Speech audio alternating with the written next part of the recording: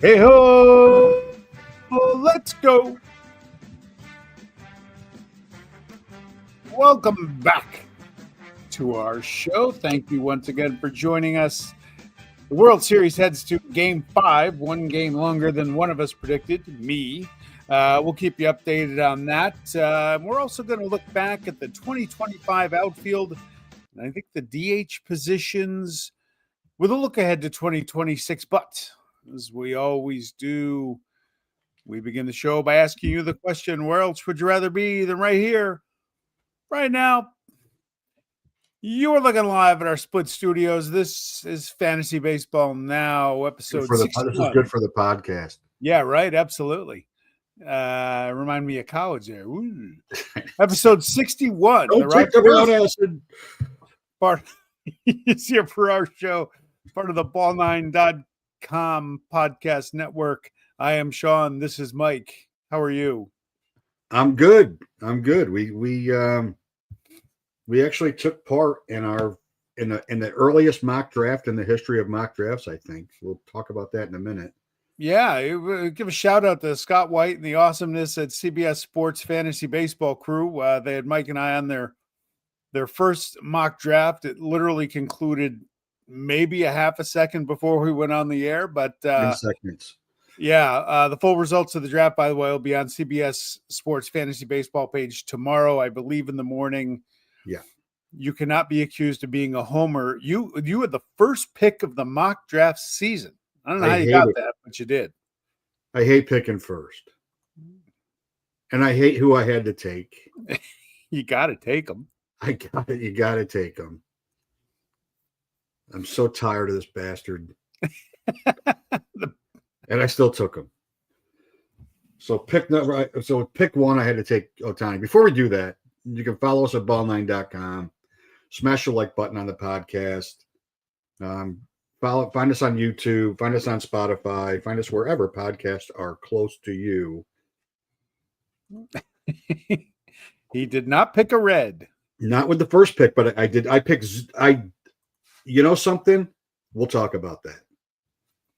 Because I'm not happy. I wanted to. I had picked 7. I ended up with Corbin Carroll, which I was happy with, and then backed it up with the big Amish, Nick Kurtz, in round 2. And then I came back at the top of 2, bottom of 2 and 3 with Trey Turner and Jazzy Jazz Chisholm Jr. And picking one in a 12-team league is open draft it's not great. Because you just keep watching guys go over and over and over again. And to your point, big man from Mass, I desperately wanted to take Roman Anthony, and I had him all queued up and ready to go, and he went in, if I can find it, like in whatever round I was going to take him, he went 3 picks before I could take him. Yeah, I had a couple spots. And it was early. I mean, it definitely was early. It would have been he went in the, well, you can't do this. If I check on roster grid, and maybe draft order will actually have it now. If you go to draft results has it by round, by pick. So now I'll have to go to draft results. It was tough. I almost went against everything I believe in. I almost took Ronald Acuna with that 7th pick, and I devalue him a little bit. I think his days of stealing bases are over, hence the Corbin Carroll pick. For context, folks, the first one, Ohtani, Judge, Soto, Jose Ramirez, Bobby Witt was 5th, Ellie De La Cruz, Corbin Carroll, and then Tucker. I was surprised Witt wasn't 3rd. Same here. Actually, Soto third. I was literally I was trying to talk myself out of taking Ohtani. I did ask when we entered the chat room if pick one was too soon for Alec Burleson, and I still don't believe he even was picked. Unless I might have taken him at some point.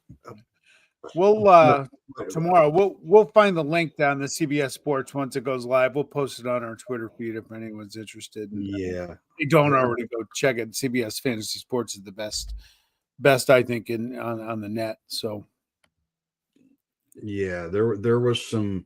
It's interesting. It's interesting doing a draft with a bunch of guys, a lot of whom do this for a living. Yeah. Like this is what they do. And just to see how they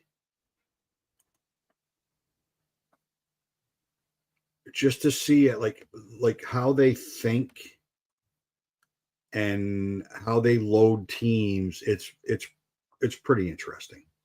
Absolutely. It's very interesting.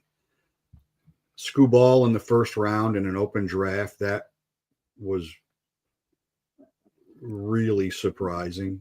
Yeah, Scooble 10, Crochet 11, Julio Rodriguez 12 to end the first round. And then Skeens 2, like number 2 coming back up. I mean, that was surprising to me. I mean, it was surprising to me that Ketel Marte went before Junior Caminero. Yeah. It was surprising that Yordan Alvarez went as early. Lindor, I thought would have been a first round pick. He was picked 15. Yeah, I mean, Devers was picked 36. He sucks though. The guy I was disappointed. I was really hoping James Wood was going to keep dropping to me in the third round, 7th pick of the third round. He went 3 picks ahead of me, followed by Alvarez, Logan Gilbert. So I took Mookie Betts, hoping. Yeah, Roman Anthony was the 8th pick of round 6, and he was going to be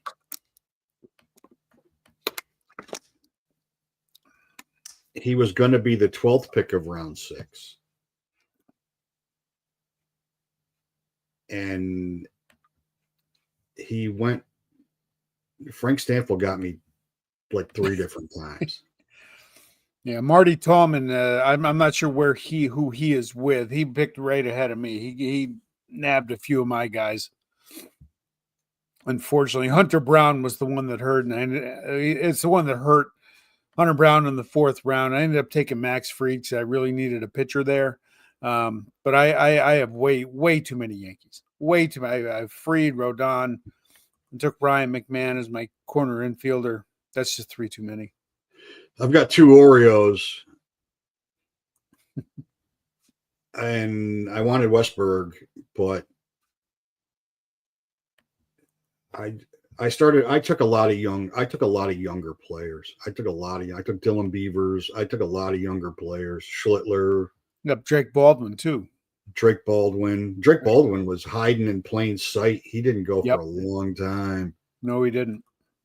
I mean, Raleigh went in the 2nd round. So I don't know. It's pretty interesting. It's pretty interesting to do a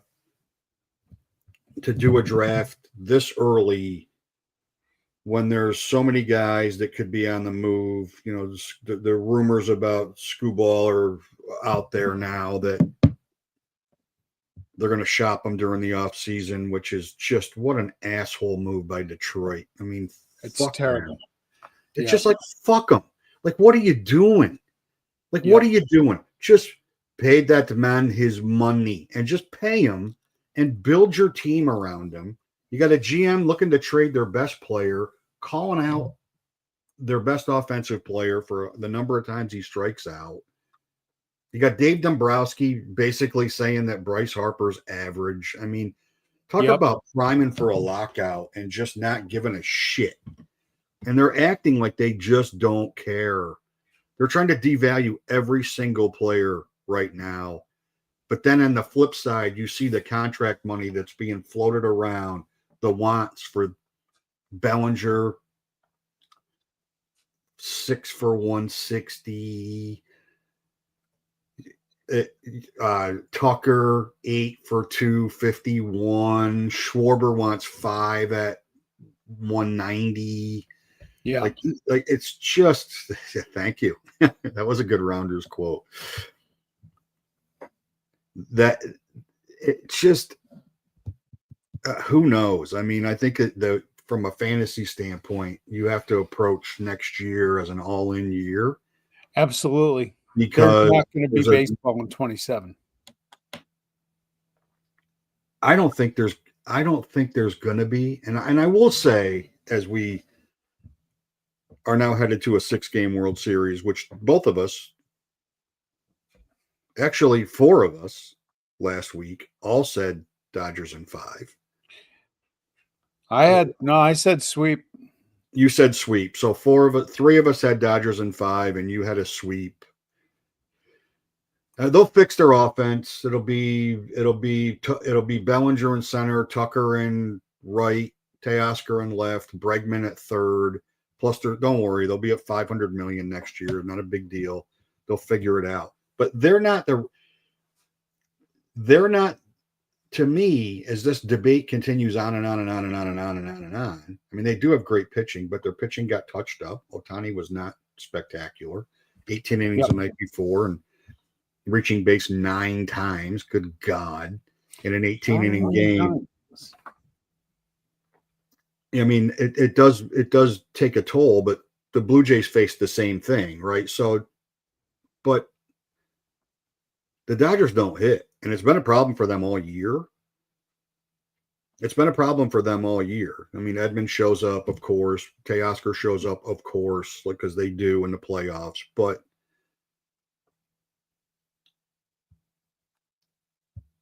all this talent that they have in their system, right? And they can't find spots for these guys to play. And their most clutch hitter in the playoffs so far has been Freddie, as always, has been Freddie Freeman, except for the one game. Ohtani's had 2 good playoff games. Other than that, he hasn't really done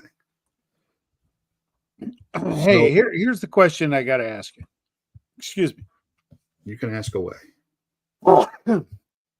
Speaking of the World Series, Toronto's already up 2-0. What is Schneider and Vladdy Daddy back to back? There's that man again, Vladdy. I thought tonight was going to be Blake Snell. Yeah, it apparently not. Here's the question of the day. I want to get this show started with. Excuse me. Blush. What is more likely? And I should have asked this before it was 2-0 and Blake Snell started weeping on the mound. What is more likely to you? The little engine that could, the low revenue team Toronto wins this series, or Aroldis Chapman pitches again for the New York Yankees. Apparently, based on the statement from the Cuban Missile Crisis. Do you remember that smile, the grin when Altuve was covering up the wire? That sweaty fuck. Fuck him. And I hope he enjoyed watching the playoffs from home. It appears it's more likely that the Jays are going to win a World Series before. Look, he just doesn't like to pitch where people care. How surprised are you about this Blue Jays? I mean, look at the outings they got from Scherzer and Bieber. You couldn't have seen that coming. I'm not. I mean, I can't say I'm entirely surprised because this is the pesky bullshit they've done all year. It's what Tom Verducci called it, fast break offense. Yeah. Where they have the highest swing rate at first and second pitches of any team in baseball. They strike out almost none. They put the ball in play. They run the bases aggressively. They're terrible. The base running in this World Series has been awful. Awful. And in game 3, Ricky Henderson was spinning in his grave like a top. How bad the base running was. It was just awful base running. almost awful base running. In the big inning that they had last night, Jimenez almost got caught off first base on a line drive, which can never ever happen, and it almost happened. If it wasn't for replay, if it was 10 years ago, he was out. He was called out. I mean, he was safe. There's no doubt about it. But the Bo Bichette gaff. You think about that, Bo Bichette, right? Getting caught off in the game 3. They got a hit down the line right after that. That turned into an 18-inning game. That could have cost him a run right there. It's first and third. So many chances. I mean, as much as Joe Davis and John Smoltz make me want to never watch a sporting event, let alone a baseball game, for the rest of my life, Smoltz made a phenomenal point. He goes, whatever happens, and this is like in the 16th inning, he goes, whatever happens in this game, the team that wins is going to be really excited. Yeah. But they're both going to get to look. They both have to look back and see how many opportunities did they have. Yeah. To do something during this game that they screwed up, and it was multiple. I mean, that game. And then how about I thought Smoltz was going to pass out and enjoy last night, because all he kept calling for in the 18-inning game was a safety squeeze, and then the Blue Jays put one on last night, and he finally got his safety squeeze. And the other crazy of all the crazy stuff that's already gone on in the first 4 games, there wasn't a double play until last night. Wow. And it was like the 7th inning of last night. There was finally, the Dodgers hit into a double play when they had something potentially going, and maybe the 7th inning, and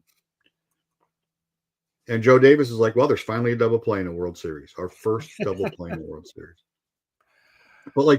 But then not only terrible plays, but then also some phenomenal plays. Like Barger throwing a guy out at home, Edman making that play off Freeman's glove to throw.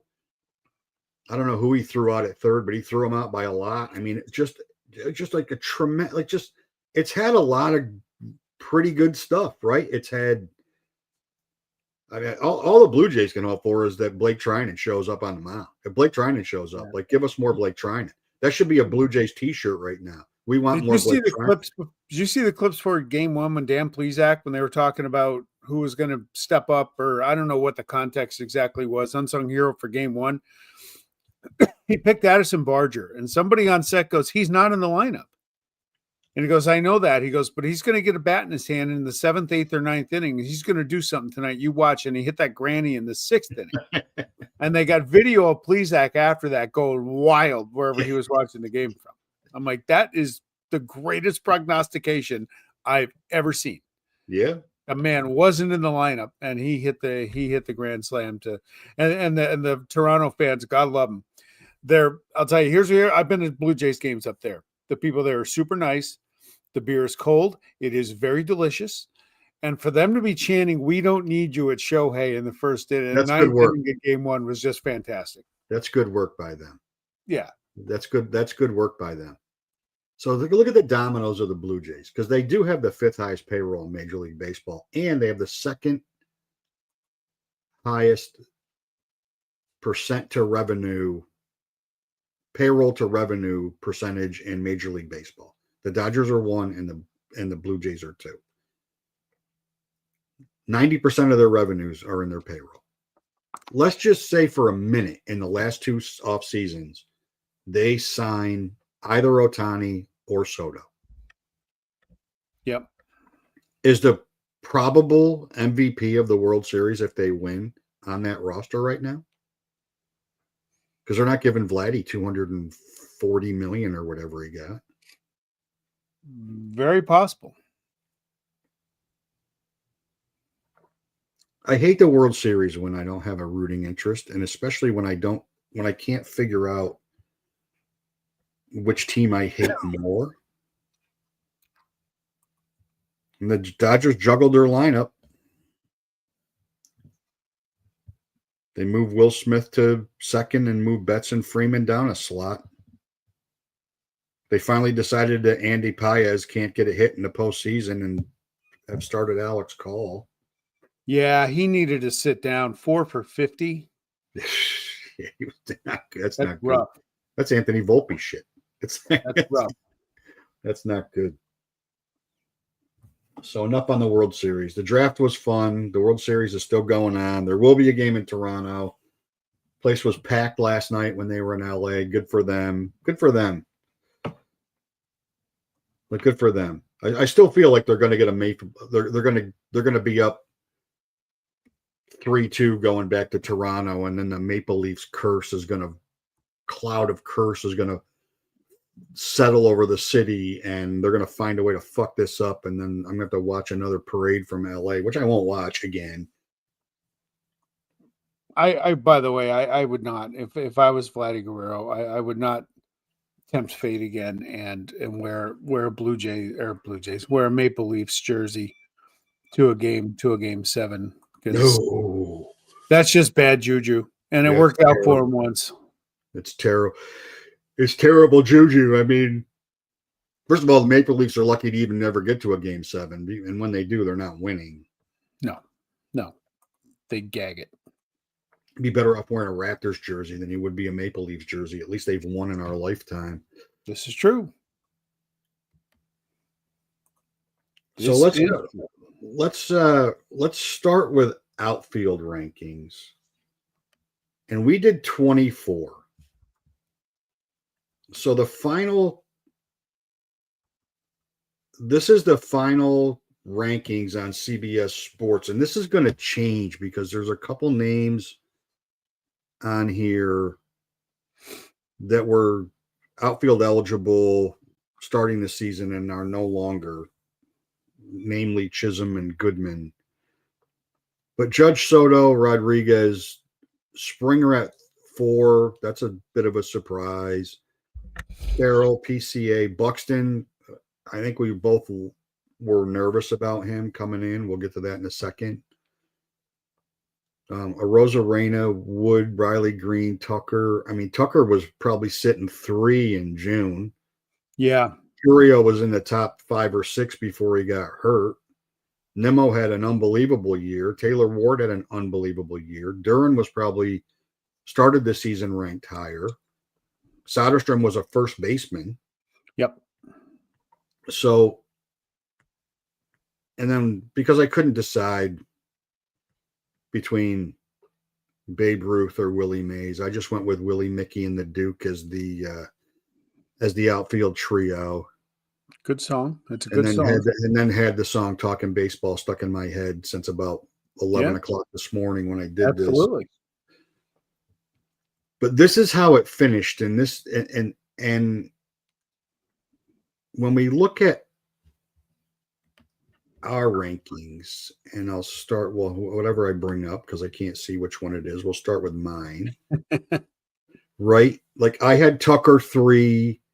I mean, Jordan was hurt, didn't play. Yep.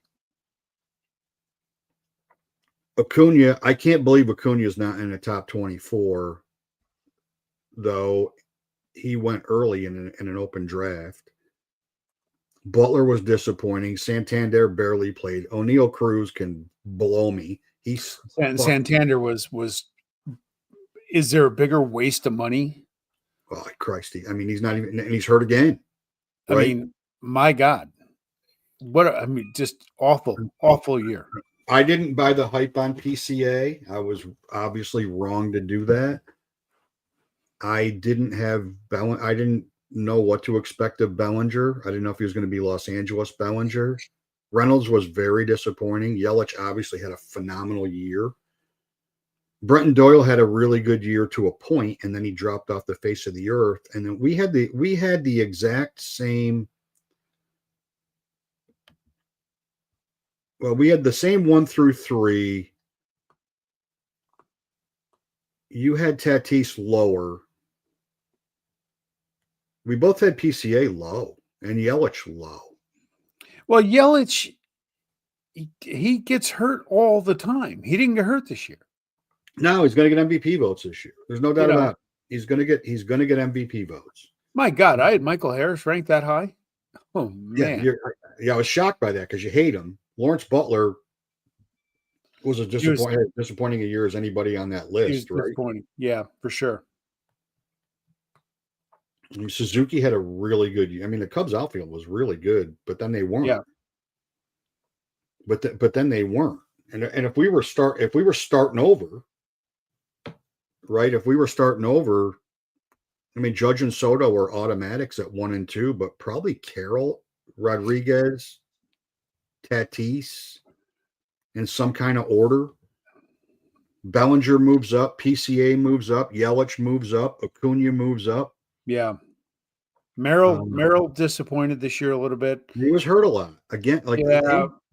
you can't. I mean, you were 100% right on Arozarena at 24, and I didn't even have him ranked, and I was even more right until August 1st. And then I was incredibly wrong, and you were wrong because he should have been ranked higher. Because he should have been ranked higher. Cruz is Santander didn't play. Santander's a total waste of money. Butler was very disappointing. Langford was hurt. Had a decent year. He was having a good year till he got hurt. Wood had a phenomenal first half. Nobody on that list had a more disappointing year than O'Neal Cruz. I expected O'Neal Cruz in the first month.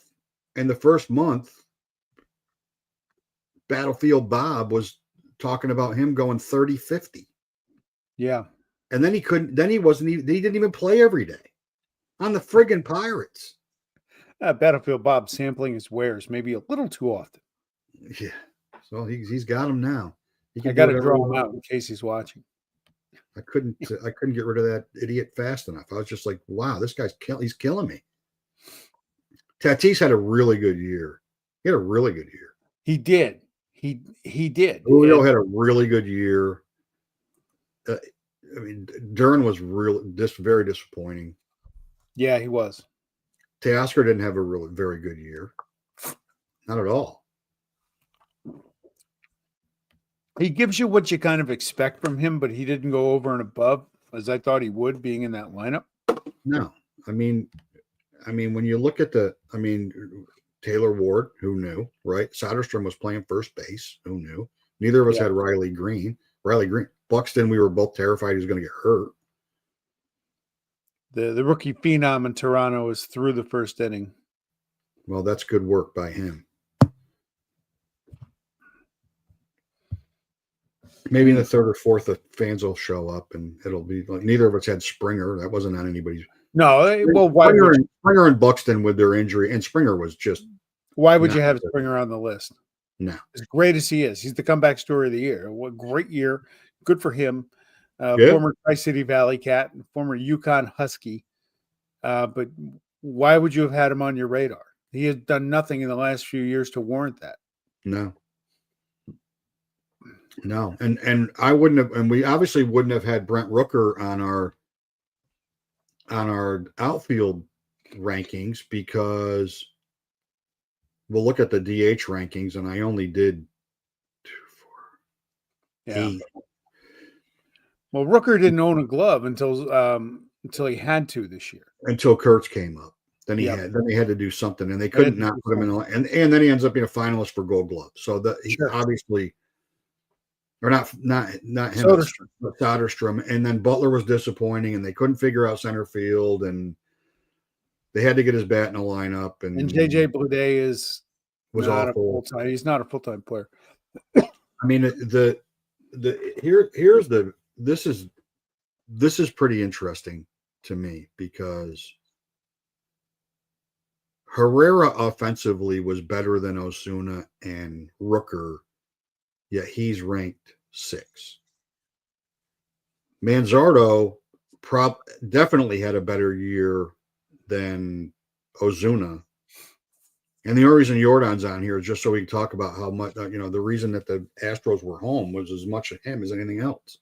He's a guy, I fear him. As a fan and an Astro hater, I don't like seeing the bat in his hands. No, but you got to be in a lineup. You got to be in the lineup, though. And I mean, maybe he played a dozen games this year. He didn't play a lot. I mean, we did 7. Jock Peterson barely played. Jock Soler, Peterson was terrible. Jock Peterson did his team a favor by not playing, because when he did play, he sucked. He couldn't hit.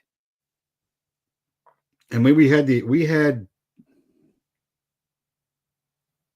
almost the same rankings. Yoshida was actually pretty good in September for the Red Sox. He actually was pretty good, but if Anthony didn't get hurt, he wouldn't have gotten any at bats. Yeah. So he's a bench piece. So they got a problem. I mean, obviously Shohei and Schwarber are the class of this. We hate this. We hate this position. We hate that it's DH. We hate that players don't play enough games to be anything but a DH. We both hate it. What's your read on Stanton? What's his near future? Jesus. Well, he had such a good year. I think everything. I mean, they've.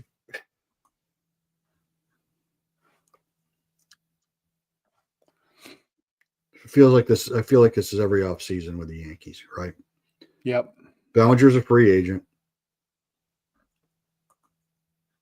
If he wants 5 years, and I would sign him tomorrow. Even though he's older than Tucker, I'd sign him. He fit well. Instead of Tucker. I don't think Tucker can play in New York. Bellinger already proved that he could. I don't like it got to him. Tucker, playing in Houston, that's all nice and fine and well and good. When it started to get the shit hit the fan in Chicago, he did not do well. Grisham's a free agent. They got to figure that mess out.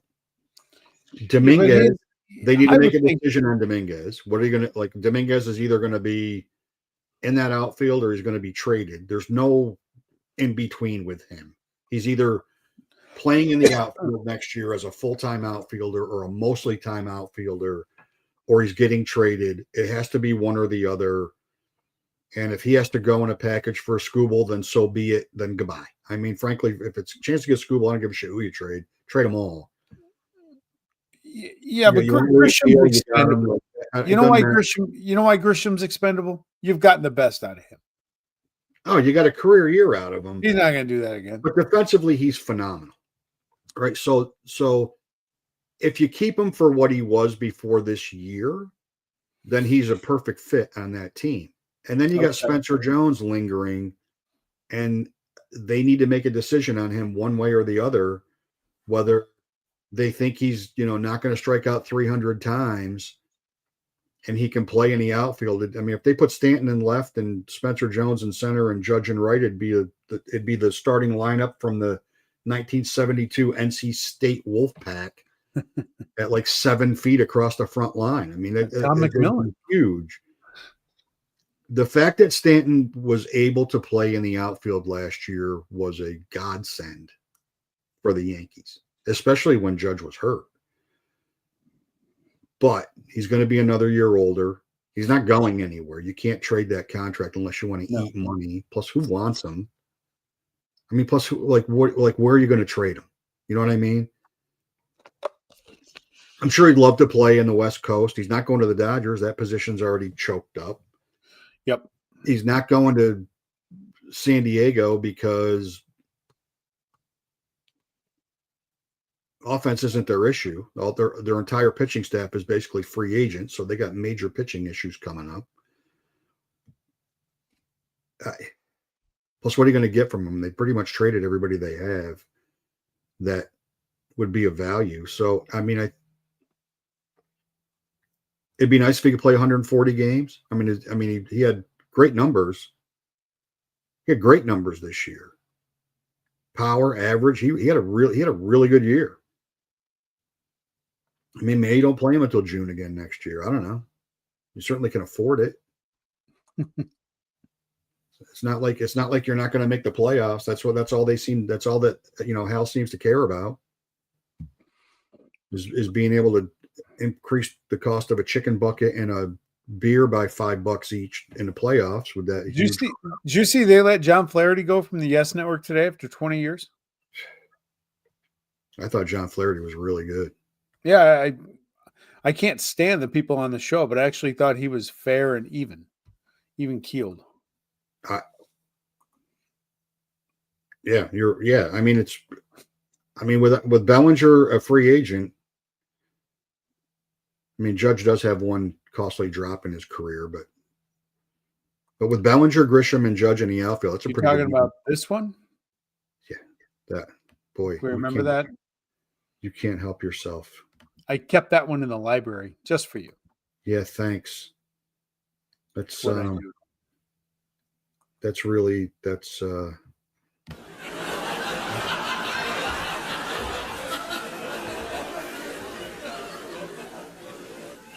forgot about that button.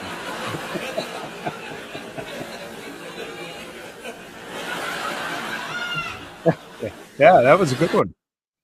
Yeah. Thank you. And when he did that, I went.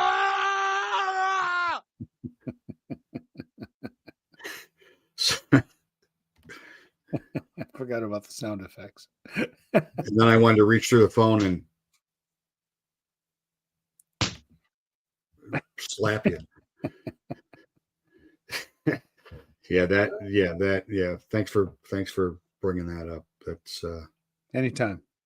That was fun. Anytime. That was a lot of fun. That was good times. That was good times all the way around. All right.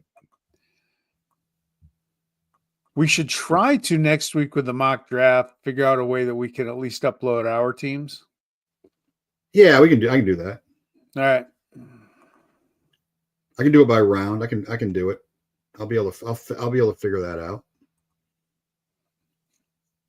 That will work. I'm not liking my team, if I got to be honest with you. Yeah, my closers are McGill and Kyle Finnegan, so I have 1.5. I'm not sure how that works. But. Yeah, I have Bednar and Grant Taylor. I mean, I have a lot. My pitching staff, with the exception of Zach Gallen, is really young, man. Really, really young. Young. Like I stole. Hey, can I introduce you to my daughter? She's not far from your age. Like that kind of young. I stole Chandler Simpson in the 16th round, I think. I got Spencer Steer super late. That was really surprising. Really surprising. I'll try to do it when I load it, I'll do it by round. All right. I'll do it not by team, but by round. And yeah, we'll recap. We'll do recap number 2. We'll do a World Series recap because it's very likely. Well, no matter what, it'll be over. So we'll recap the World Series. We'll do pitchers and closers next week, and then we will be through our preseason effort versus the postseason actual.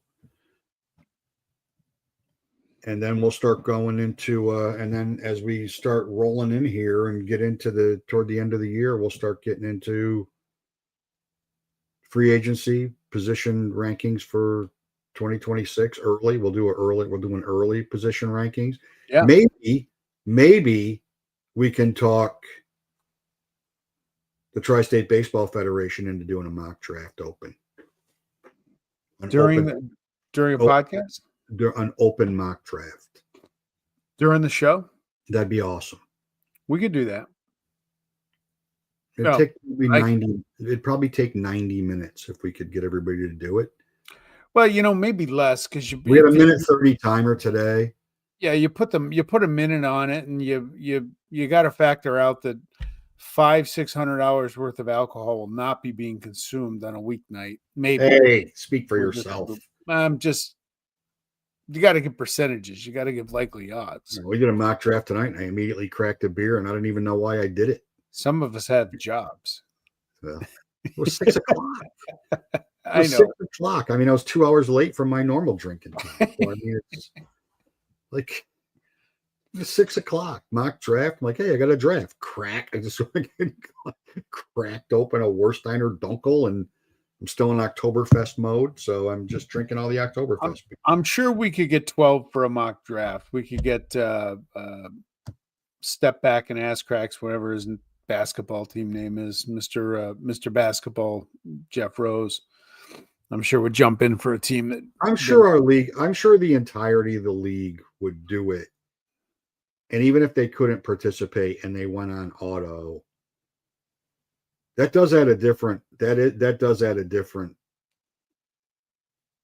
because it happens in football, it happens in all the other sports that we do all the time, where somebody's like, yeah, I'll do it. And then they go on auto select, and then you look at their team afterwards because they're not thinking. Because we're all smarter, we're all dumber than we think we are. We're not as dumb as we think. We're dumber than we believe we are. And instead of overthinking, you just pick who you have to take, and then the next thing you know, you look at your team and you're like, that's not too bad. Yeah. Maybe I should do that. Maybe I should do this more often. All right. That's my hockey team. I mean, I thought about the first two picks, and then I got distracted, and then the next thing I knew, the draft was over, and I'm like, yeah, I'm good. I happen to be the only 3-0 team in the league, just for the record. And you were 3-0 in head-to-head baseball too. True. Yeah, and then PCA and James Wood decided to stop playing. Yeah. Always blame it on somebody else. Don't take any accountability for your own ineptitude. No. Why would we start that today? That would be off brand for you. Yeah. We don't do that here. That's right. Key to success is knowing who to blame for your failures. That's how it works. Absolutely. Huh. I don't see your Twitter feed on our distribution. It's supposed to be there. Because my Twitter feed. That's right. My main Twitter feed is inactive right now because the people at the X, formerly known as Twitter, forget that in customer service, the word customer is first. Got it. And instead, I get in these fucking grok replies that just don't mean anything. And then I did send a thing in and said, give me a phone number so we can get this resolved. It looks like your account's active. Well, I can't get into it. So I'm going to have to enlist, I may have to enlist the help of my 19-year-old semi-hacker son. There you go. And have him help me figure this out. Because, Sweet. When in doubt, go to a kid who knows technology more than anybody. So absolutely. He doesn't even know it, but he certainly does. So he should be able to help me. So fantasy baseball now has been my active Twitter account for the last now going almost 2 weeks. All right. I got to tell you, as I said last week, it hadn't been bad. I mean, I do kind of wish I was on Sunday for when Nick, God rest his soul, Nick Mangold. Yeah, it's died. Just awful. What a gut punch, man. Just a gut punch. Just awful. Right, 12 days after he made an appeal for a kidney, just terrible. And then to see Jet fans implode during the game and me argue with Jake Asman again for the 30th time about how he's an asshole fan, like that would have been great, especially after they won. Yeah. And then people bitching that they won because now we don't get to take some overdrafted, like half-ass quarterback at pick 1. Yep. Mendoza, we got to get Mendoza from Indiana. He's the guy. Okay. Certainly you've watched a lot of his games his entire college career. It's too early to know that. I mean, I had this conversation. Now that another purge of a huge contract buyout happened in LSU, watch, Garrett Nussmeier is going to be great. And he'll be right back at the top. He'll be right back at the top of the draft rankings by the end of the season because Kelly will be out of his way. I had the conversation with Battlefield Bob a couple of weeks ago. In mid-August, this was considered a quarterback-rich draft. Yeah. And 2 months later, it's a thin quarterback draft. You know why? In August, Lenora Sellers was the number 1 pick. You got to let the games play out. And Tank for Arch was Clemson. Cade Klubnik was a top 10 pick. Now Arch Manning was. Drew Aller was a top 10 pick. Drew Aller. I mean, you got to let the games play out.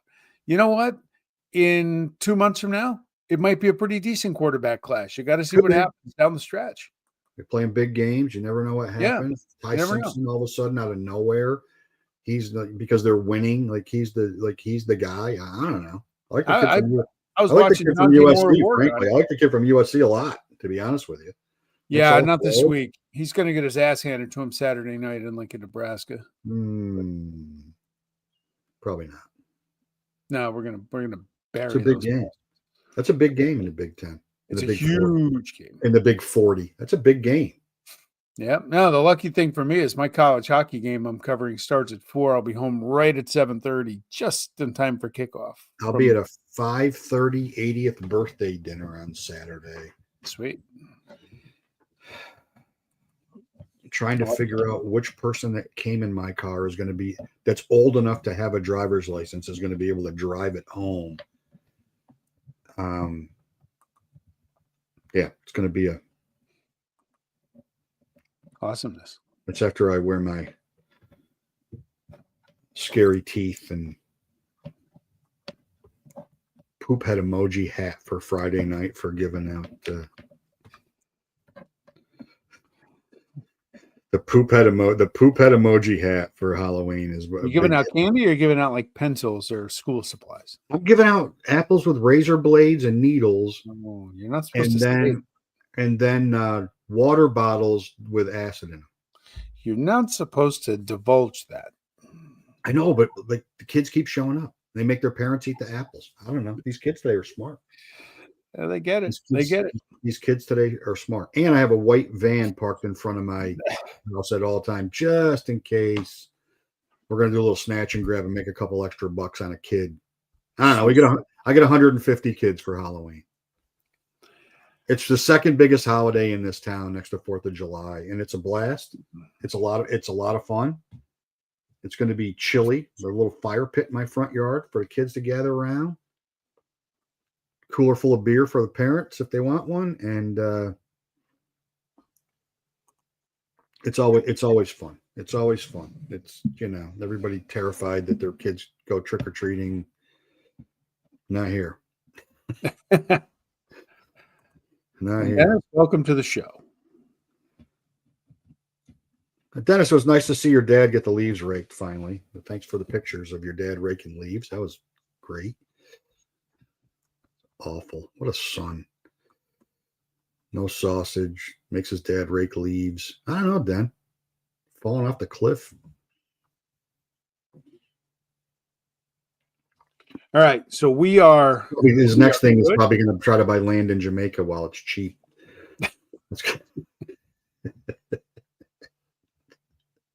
All right. So we will see you next Wednesday, 8:00. We will have a potentially new, I was going to say new World Series champion, potentially. Well, there will be a new World Series champion. The question is will it be a repeat, or will they have, or will it be, which one of us are you talking to? Which, the question is, which city is going to burn to the ground during the parade?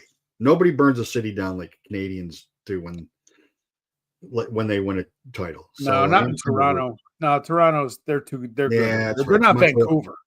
Yeah, or Montreal. Montreal, they just literally light every car on fire on the street. LA, they're looking for a reason to blow shit up. So yeah, they're nice. They're nice paraders in Toronto. There's no damage. What happened to the good old days? We turned a car. I have the utmost respect for the good folks in Toronto. Even the panhandlers are super, super nice.